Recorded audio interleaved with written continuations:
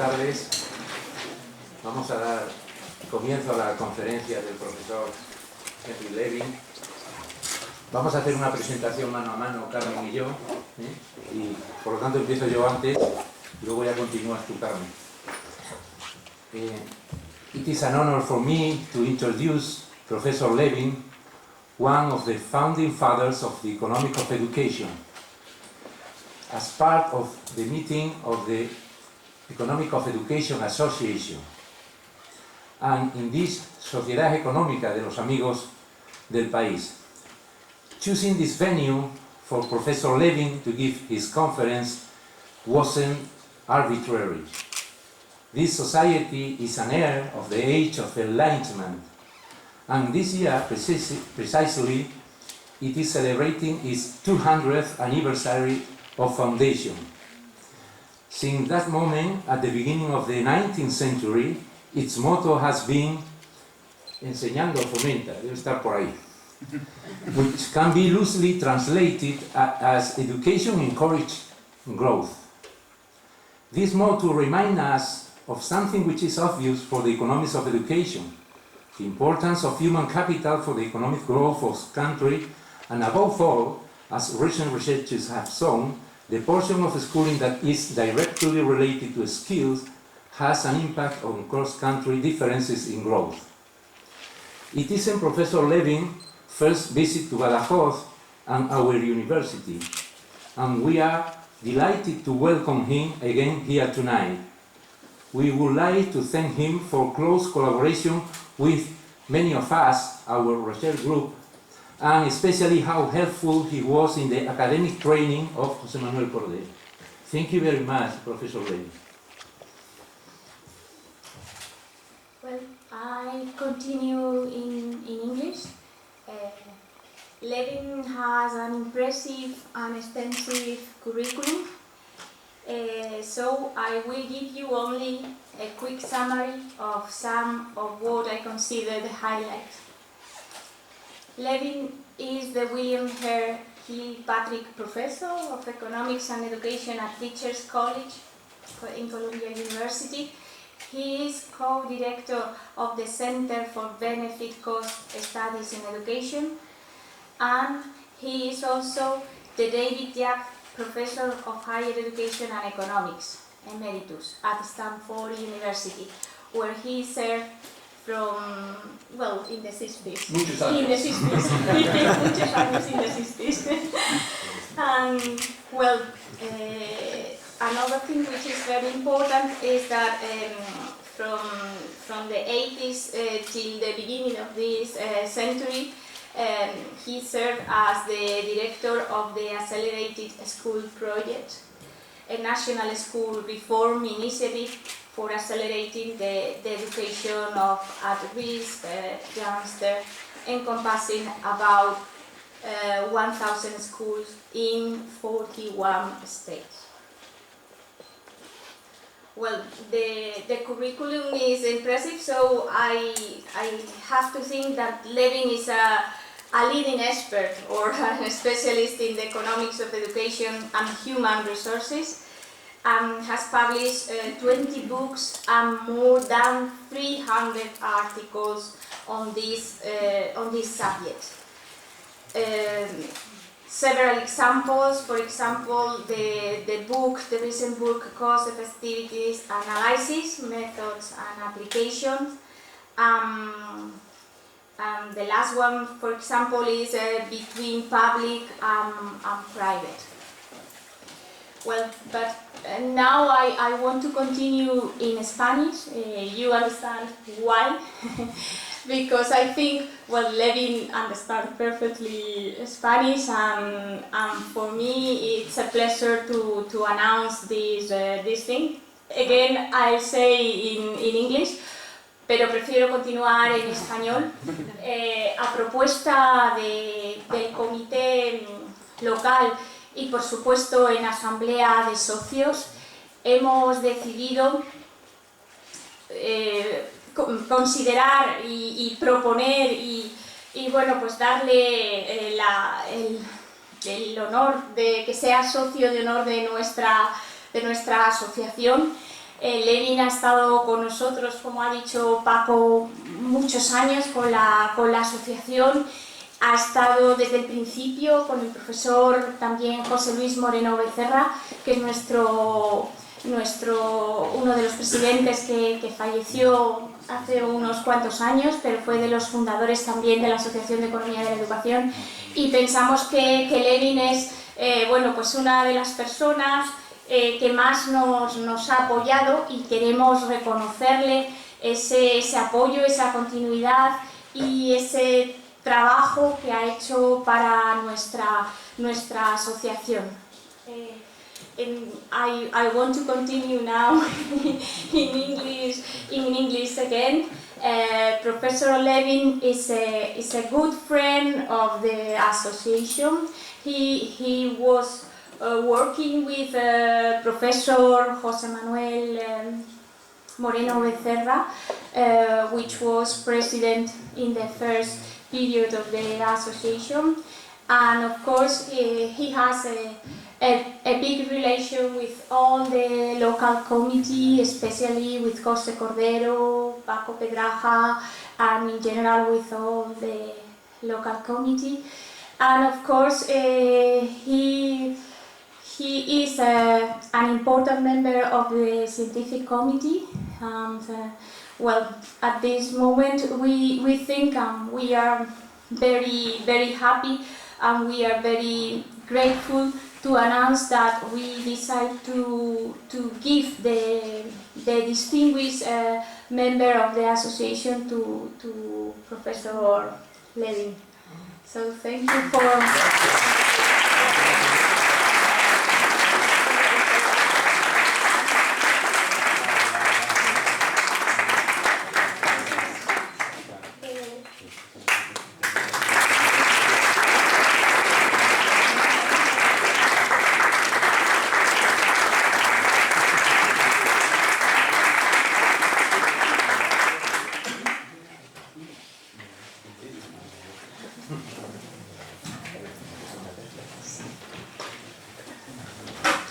Thank you very much. I am so happy to be here because, as Carmen mentioned, I was here in Spain, not in Badajoz at the beginning of the association. And so now I consider myself an old-timer. You had a nice young speaker at the beginning of the day, but now we will compensate with an old speaker, okay? And you can see the difference right here. We are limited in time because we are starting late. So that in a way, that's good, because I'm going to tell you a story, and the story is one where I'm going to end much closer to the beginning than to the end of the story. That's wonderful, because all of you can write the rest of the story in your careers and in the activities that you do, if you're attracted to this topic. So maybe that is my goal. I must tell you that this is an exciting topic that we have just started to work on, that very few have made much progress because it's a very new topic. And you can see from the very name of the topic, words that often don't fit between economists and others who have a more humanistic approach to thinking about education. We think of investment in human capital. Those are kind of cold terms, but when we talk about social and emotional features, we're talking about something that gets to the heart, that's the way we look at other people and societies, and so it occupies a different dimension than PISA, than a preocupación with the achievement scores, the test scores. So we're going to talk about something that goes in a completely different direction, and to some degree undermines the debate on PISA, because it tells us, this topic, that PISA has seriously overstated the importance of the measured achievement on standardized tests and understated other aspects of human development that we are going to tie to economic behavior and to the economy. So let me begin. Non-cognitive outcomes, that's a term that you see in economics today around the world, non-cognitive outcomes. So let me just define these very briefly as social skills, as emotional skills, as interpersonal skills, how we relate to each other, intrapersonal skills, how I relate to my own capacity, my own understanding, my own desires, and so on. And examples, if we translate what I've just said into various dimensions that we might be familiar with, are conscientiousness. That's a social and emotional dimension of the individual. The individual has something inside that makes him or her attend to what he or she thinks is important. Persistence, that's related to this. Collaboration, how we work together. Empathy, the ability to place yourself in someone else's position and to understand from that person's perspective what it is that he or she is experiencing, not just my own perspective. Cultural sensitivity, very, very important now, especially with the challenges that we're facing in terms of the refugees. I should say the challenges that we're facing with Brexit. Self-confidence, self-regulation. Well, you can see what one of the challenges is, that there are so many dimensions. Each has been studied in some way, usually a somewhat limited way, outside of this context. And so it's much easier to have a test score and to judge all nations, all individuals, all students, the quality of teachers in terms of one number. Now we're saying, well, it's not clear that that one number is satisfactory for understanding education and the way the world works. So the first question that arises in most people's minds, it's a very good question, is we think we know how to improve literacy, reading, math, science, social studies. We think we know how to raise that test score that PISA is talking about. But do we really know how to change social and emotional dimensions? And we raise that as a question. Now, I'm going to give you a preliminary answer. Fortunately, in the last 10 years, there's been increasing research on this, and I refer you to an article that was in Child Development in 2011. You just remember the name of the first author, Durlach. You will find they did a meta-analysis of 242 studies, which they claim are quasi-experimental. Some are weaker than others, but bear with me on this. And they find that attempts to change various kinds of skills, social and emotional skills, for example, that you come out with a fairly substantial effect size. You heard this morning that in education, when we get an effect size, which is what is a z-score for those of you who are academics and work in this area, that is, it's the proportion of a standard deviation. So 0.20 means that the experimental group grew by 1/5 of a standard deviation more than the control group.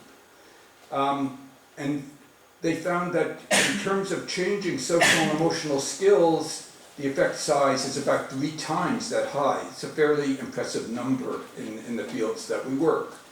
In any event, there are other outcomes, attitudes towards oneself, towards other people, positive social behavior, conduct problems, really comportamiento, emotional distress, and interestingly enough, academic performance. That is, as an instrument for increasing academic performance, building on self-confidence, building on persistence, building on conscientiousness. That is, programs that do these, but we measure the outcomes of the programs in part by if they have an effect on academic achievement. And it turns out that they do, and the effect sizes are even larger than the ones that we heard this morning. So what does this tell us? It tells us that there is promise in trying to change social and emotional learning, and that there are interventions, and the evidence suggests there's enough evidence that suggests that we're moving in the right direction and that many of these interventions seem to work. Is this the end of the story? No, I'm not going to give you the end of the story. Remember, I said it's the beginning, and so what we're seeing now is building on these kinds of findings. Now, I should mention something that's interesting. There are attempts to argue that economic growth, that economic well-being depends on those test scores. And the PISA people are the most important in promoting that point of view. Not only the director of PISA, Andreas Schlichter, but also people who believe this in the first place. It's a mindset. It's one of the easiest things to convince people about, because if you tell them, oh yes, what we've shown scientifically is that people with higher achievement, measuring knowledge or something, do better economically, that's not difficult for people to say, oh, of course, but now we have scientific evidence to support it. Well, there are real questions about that evidence, but let me continue. The person who really brought this topic into economics is James Heckman. Heckman is a Nobel Prize winner in economics, and so it was a rather strong departure from his previous work. I have there, again, those of you who have a pencil and paper can take down this reference, because it's a beautiful reference that looks at the relationship between so-called cognitive outcomes, test scores, and non-cognitive, at least what was available in a quite recent paper called Hard Evidence on Soft Skills. But there are challenges. First is that we have very limited measures of non-cognitive skills, but even those predict educational attainment, that is the number of years of schooling, the amount, the degrees, and so on, and they also predict adult outcomes, as well as achievement. This is interesting because they may be a more powerful tool to increase the achievement of students than going directly at the curriculum, the things that we normally do when we try to improve the quality of education.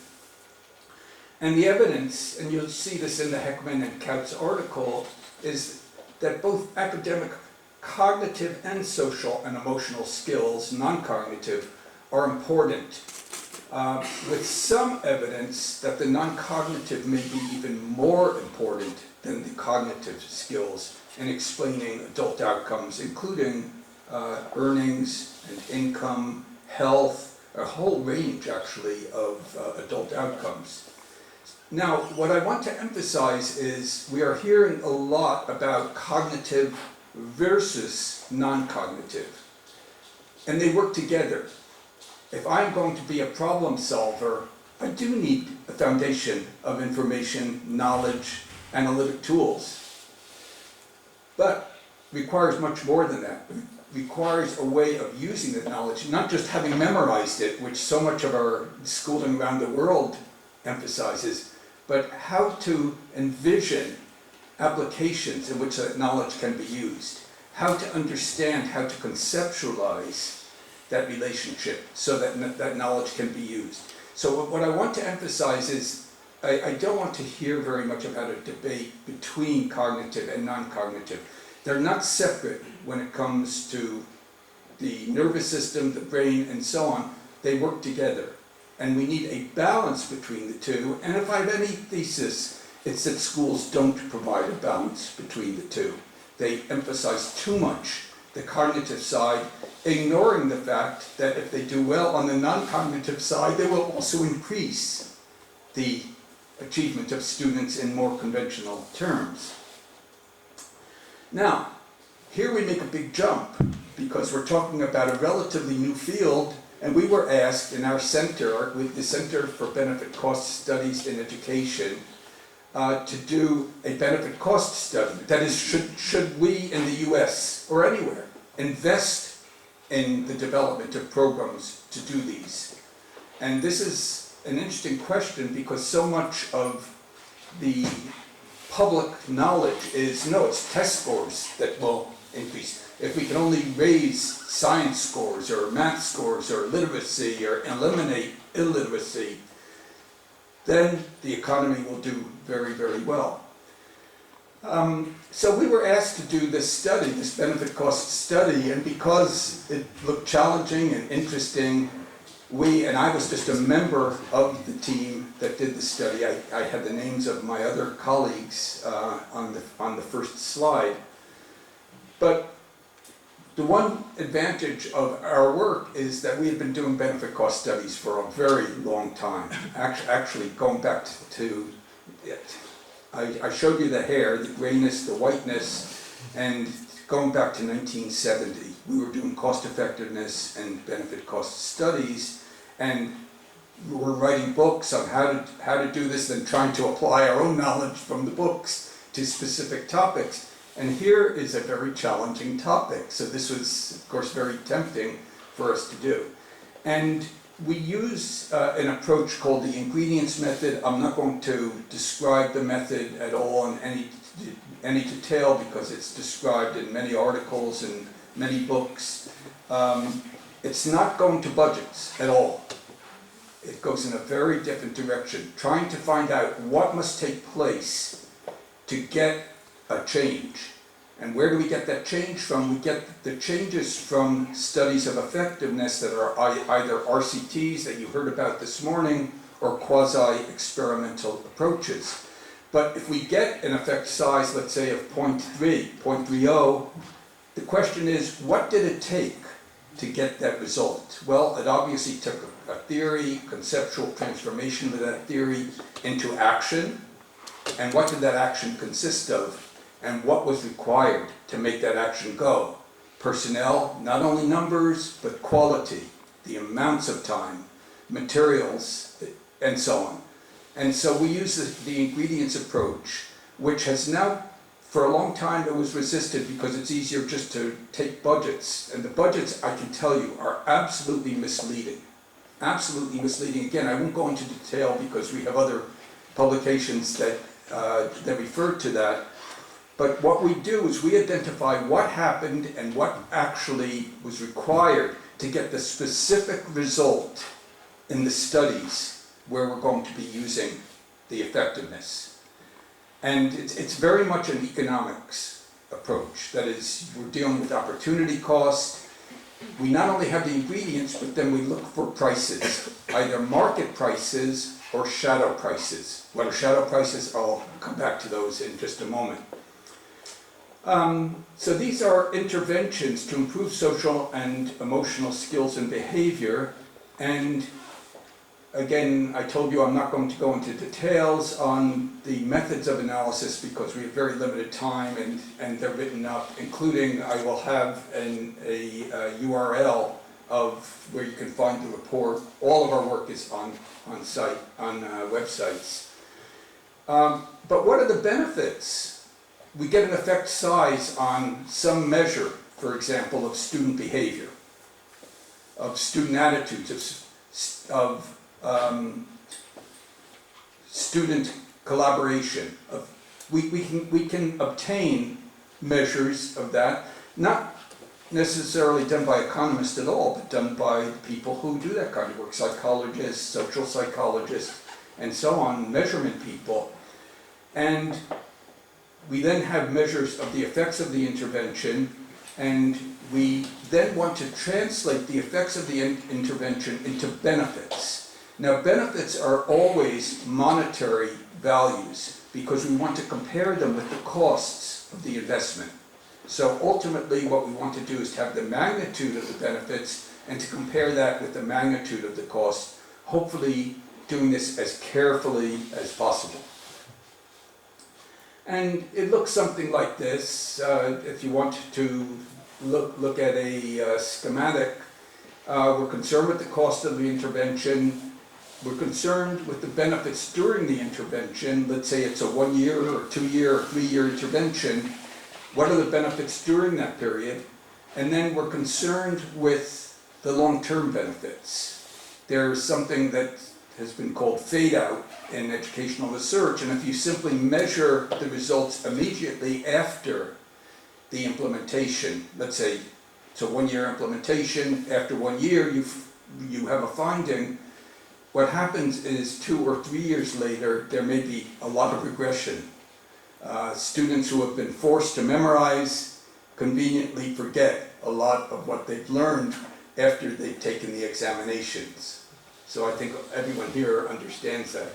And then what we do is we use generally two criteria: net present value, that's the benefits minus the cost, and we want the benefits to be greater than the cost. If the benefits minus cost are negative, we're not happy and we don't encourage investment in that area.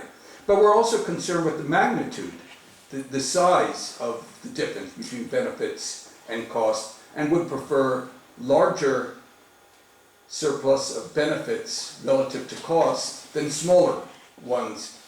And we also measure this in terms of a benefit to cost ratio.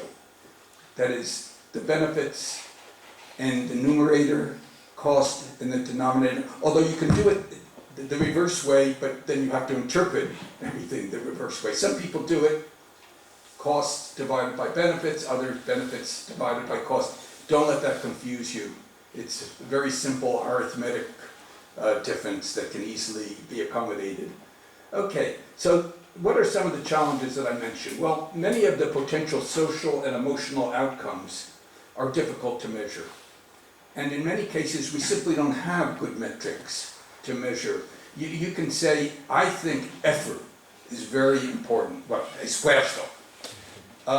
It is. It's very important in terms of productivity. But measuring effort is not so easy, and certainly not so easy in a generalized format or in a school format. So we have to keep in mind that at this moment, remember the beginning of the story, there are some very important outcomes, we believe, that are not well measured at the time. Secondly, there's a very large range of potential social and emotional learning outcomes, of which only a limited number have been identified in research. So we may be dealing with hundreds of potential SEL areas of benefit, but only a small portion of those have even been reviewed or considered. And then finally, even when identified and measured, to get the market values of an outcome, or shadow prices, which I'll describe, it's difficult. They're elusive. Okay, I'm going to talk about a specific study. In this particular report, we looked at 6 different interventions. All of these interventions had been reviewed and certified as being based on valid evaluations, so that allegedly we should believe the results of the evaluations. And this particular one, it's not necessarily my favorite, or it's just one of the 6. We did not want to draw even our preliminary results on just one study. So we chose 6. They're for students of different ages, they have different approaches, different focuses, and so on. And this particular one, the 4 R's come from reading, writing. Writing, I know, doesn't have an R at the beginning, but in the US for 200 years, we've always said reading, writing, arithmetic. We eliminate the A. In any event, reading, writing, respect, and resolution of conflict. And it tries to develop these dimensions through literacy. So it emphasizes literacy. And the evidence that we have is that it reduces aggression and violence in disadvantaged populations, which are a real challenge in the US. In poverty populations, some minority populations, it's very difficult to make progress in schools without making progress in reducing aggression, violence, bullying. I'm sure that these problems exist here. Probably we talk about them more in the States, but they're everywhere, okay? And what it does is it uses literary works, good literary works, that highlight constructive solutions for conflict, diversity, and relations. And in some cases, it will take a situation the student reads about where the outcome, the result, was very bad, and it will say, what would you have done to change the outcome, to rewrite the story, tries to develop literacy skills. So you complete the story, but complete the story in a way based on what you know that would improve the result. So this particular program is for a kindergarten to grade 5 at-risk population. Now, in looking through the literature, they identified 20 outcomes. Actually, some of those our project identified, and 15 potential measures, and for 5, no measures at all. We couldn't find measures. Conceptually, we agreed that there probably is a relationship, but we don't have any metric to measure these.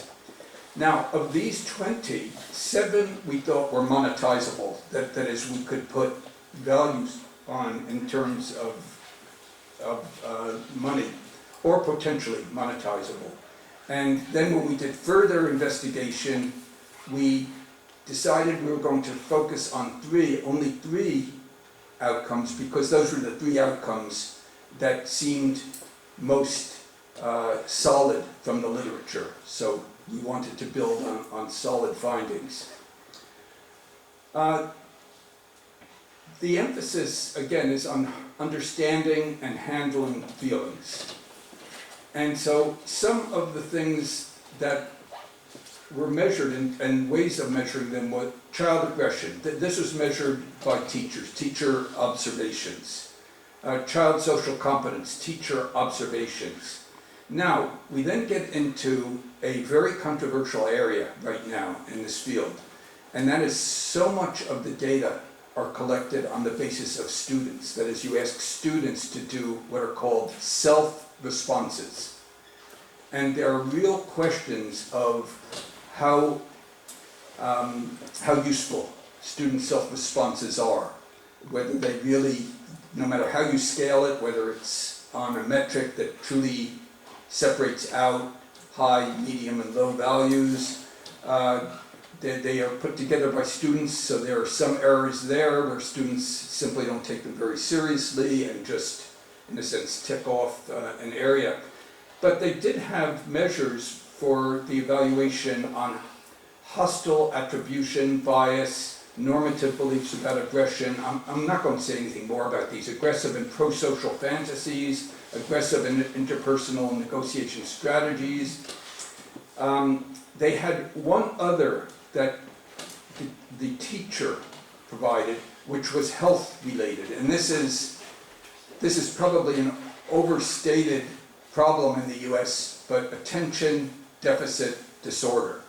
Students who could not focus on tasks. The teachers evaluated those. Then we had achievement scores. We had some other academic skills that are related to the social and emotional learning, including school attendance. We focused only on the child aggression, child social competence, and the ADHD, where we felt that we had reasonably good measures. Now, this is probably difficult to read. Well, it's not so bad. Okay. The problem here is there's no market for ADHD symptoms, attention deficit disorder. That is, we don't have good studies that enable us to convert very low attention deficit disorder compared to high attention deficit disorder. So the question is, what do you do if you want to monetize it? If we have a good measure of effectiveness, but now we want to find out what the value of that would be. Normally, what we do is we just use market prices. There is no market for ADHD symptoms. The same is true with social competence and the same with aggressive behavior. So here we go to an area that, again, I'm not going to describe in great detail because it's a very complex area, but that is the development of shadow prices. If there were some kind of market mechanism, how would it value an improvement in these particular measures? Now, I do want to mention one other thing, that these are all behaviors as opposed to attitudes. And normally when people talk about social and emotional dimensions, they talk about attitudes. Attitudes are typically self-reported by the individual, so they suffer from the maladies that I just mentioned. They're also considered to be heavily unreliable. Reliability is very, very low. So we focus on behavior, and Heckman also emphasizes the difference between attitudes and behavior and says that this kind of work really has to focus on behavior, something that can be observed, measured through observation, and so on. So the question was, how do we connect this? Now, one method of shadow pricing is to find out what it is worth to society and to the people who are affected. That is, what would it be worth to you if there were less violence of this sort in the school, for example? If your child were not subject to bullying. And so this is one way of looking at developing shadow prices. Another is to try to look at what the schools presently pay for the services that improve these kinds of behaviors. And this is what we did, and we combined both methods. Again, the details are in the report, so don't worry too much about them. When we looked at the effectiveness results from the literature, they're well within that 0.20 that Jerem talked about this morning. The ADHD symptoms from this this type of intervention are about an effect size of 0.12, social competence 0.14, reduced aggression depended on the model that was being used, but 0.05 to 0.21. We also looked at, as I mentioned, the health expenditures to gain effectiveness for ADHD students.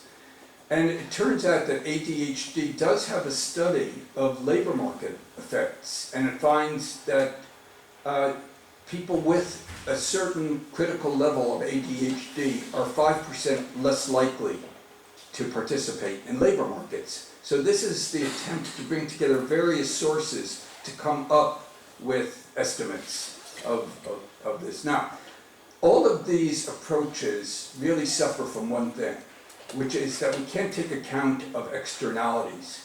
When students are very conscientious working together, it benefits other students as well. It benefits the classroom environment. Aggressive behavior can be very disruptive to others, at both the classroom and the school level. I think you're obviously familiar with this. Bullying may require more school security.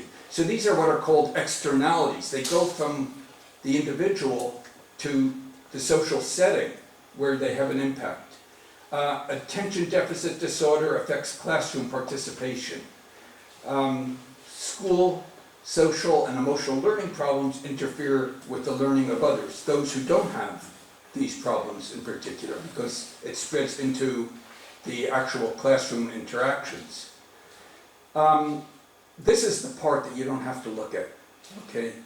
These were our first estimates of benefits and costs using the methods that I mentioned, and if you look at the baseline estimate, you'll see the benefit to cost ratio is very high, about 12 to 1. Another way of thinking about that is if we invest $1 in this particular program, it appears that it will return $12 in terms of the value of the benefits, in terms of the outcomes. But good benefit cost work requires what is called sensitivity analysis. That is, we aren't sure of some of the assumptions. For example, I mentioned this question of fade out. Should we just assume that the result that we see at the end of 5th grade will hold the difference that we observe in effect size, will hold into adult life? Well, the answer is we don't know. So what we do is we make assumptions about what we call the rate of decay. How much do you lose each subsequent year? We do the same thing by looking at issues of dosage. If the study was done and a particular result was obtained after 1 year, does that mean that we get at least some increase in the 2nd year, some increase in the 3rd year, some increase in the 4th year, and so on? And in many of these studies, we just don't know. But if we're going to translate those things into adult outcomes, it's very important that we know. Have you really permanently taken a child who is baga and made that child very conscientious, and now for the rest of that child's life, the child will be that way? Well, the answer is we don't know. So what we do is we impose different assumptions, often from other research literature, and we say, well, if this, then the outcome is that. Now, in the case of the 4 R's, the high benefit cost ratio is still very high. And the same thing with the net benefits, that is, benefits minus the cost. Sensitivity analysis that I just mentioned may reduce it modestly, but the high value holds. Now, if those of you who want to see the details, because you feel that what I've said might be interesting, but you certainly would like to look at the details, you should look at our website, which is cbcsaa.org.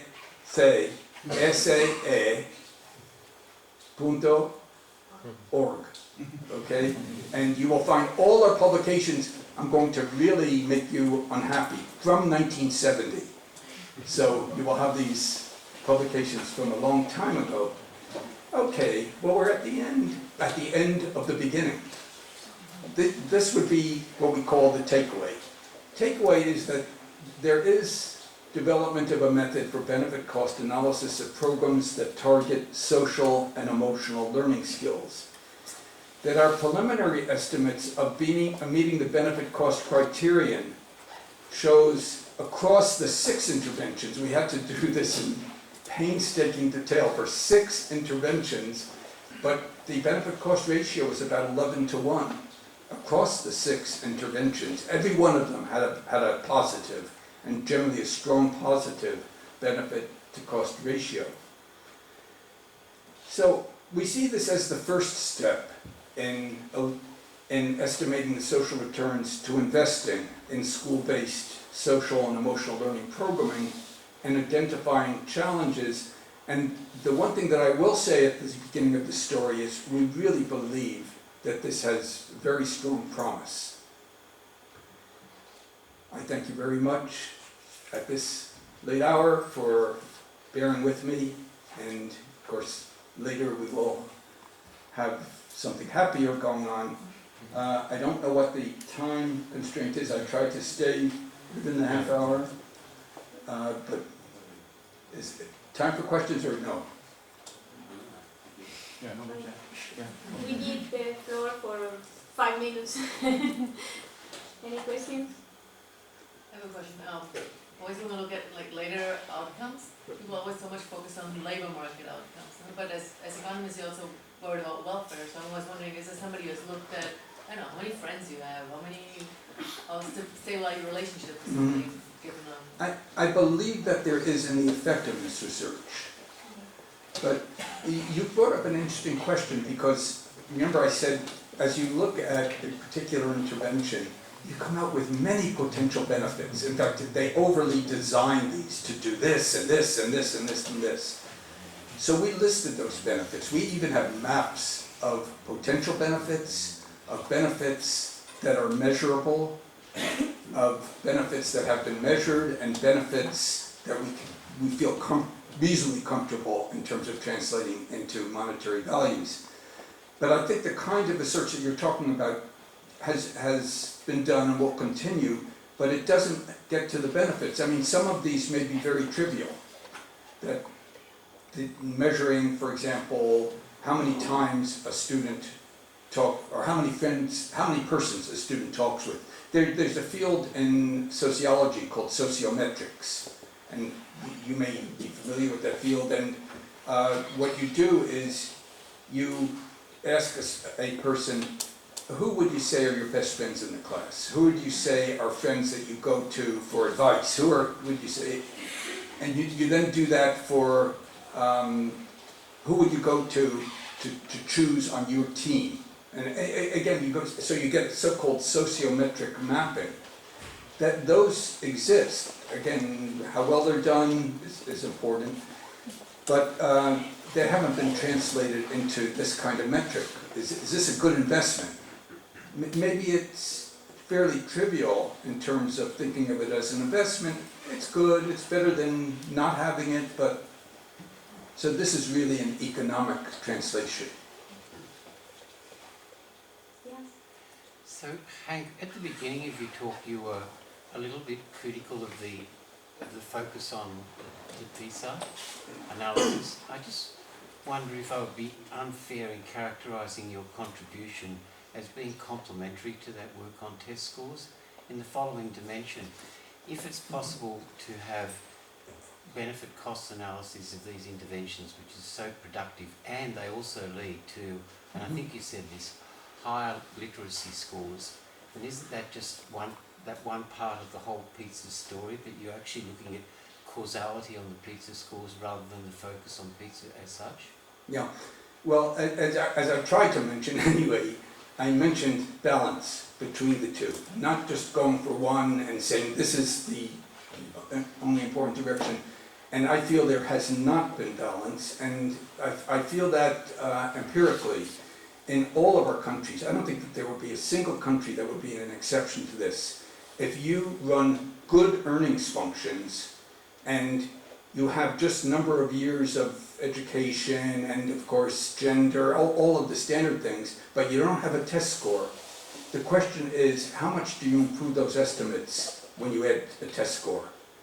And it turns out that over many studies it's 20% or less. That is, presumably 80% of differences in earnings are associated with other kinds of dimensions of the human being, human capital, let's say.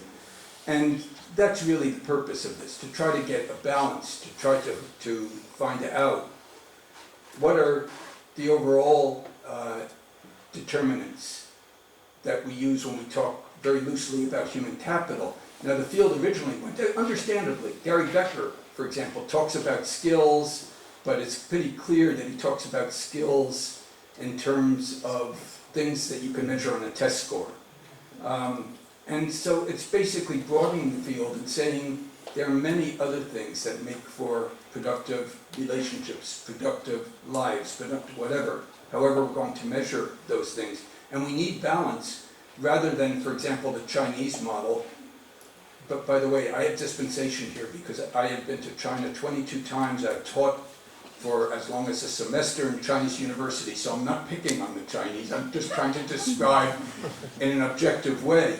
The emphasis placed on test scores is just unbelievable. And not just by society broadly, not just by the schools, by parents. A child who has a very high score, but is a little bit below the neighbor's child, you've lost face for the family. And it's very sad. It's kind of depressing. So what I'm trying to say is the full story might be very different. That quarter of a point or that 1 point might be very easily compensated by someone who is sociable, has other kinds of dimensions to the life that are very important. And including, this is the interesting part of our work, that sounds very subjective, but how about if you find differences in productivity and earnings, health, other kinds of important adult outcomes, ones that are a little bit more out there, measured objectively, relatively speaking. That's an important story to tell. We have only the beginning. A short question? No, so it's not short, so maybe I will leave for later for Okay, thank you very much. Well, I'm very impressed with your talk, and as a professor of public economics and public management, I like to hear that benefit cost analysis is not only budgets. And my takeaway message is that it's an ingredients approach. And for me, this is the key of the question. And you said that this is the beginning of the story, so we have to. You have to come back again. The end of the story. Thank you, but I will have to come back and listen to all the wonderful young people here who are going to be doing that work. Okay. Thank you very much indeed.